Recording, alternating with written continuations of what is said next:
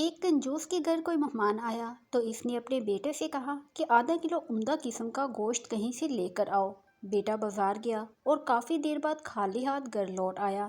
کنجوس باپ نے پوچھا، گوشت کہاں ہے؟ بیٹا بولا، ابا جان میں کسائی کے پاس گیا اور اسے کہا کہ جو سب سے عمدہ گوشت تمہارے پاس ہے وہ آدھا کلو مجھے دے دو۔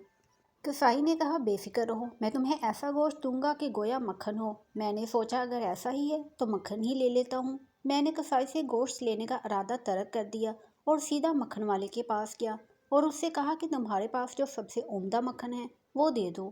مکھن والے نے کہا، بے فکر رہو، میں تمہیں ایسا مکھن دوں گا کہ شہد ہو۔ میں نے سوچا کہ اگر ایسا ہی ہے تو پھر میں شہد ہی خرید لوں۔ چنانچہ میں شہد والے کے پاس گیا اور اس سے کہا کہ تمہارے پاس جو سب سے عمدہ شہد ہے وہ مجھے دے دو۔ شہد والے نے کہا، بے فکر رہو، میں تمہیں ایسا شہد دوں گا گویا کہ بالکل صاف شفاف پانی ہو۔ میں نے سوچا اگر یہی قصہ ہے تو پانی گھر میں ہی موجود ہے، اس لیے میں خالی ہاتھ واپس آ گیا۔ کنجوس باپ کہنے لگا، واہ بیٹے، یہ تو تم نے بہت عقل مندی سے کام لیا، مگر ایک نقصان پھر بھی کر دیا ہے، وہ یہ کہ ایک دکان سے دوسری دکان جانے میں تمہاری جوتی گھس گئی ہوگی۔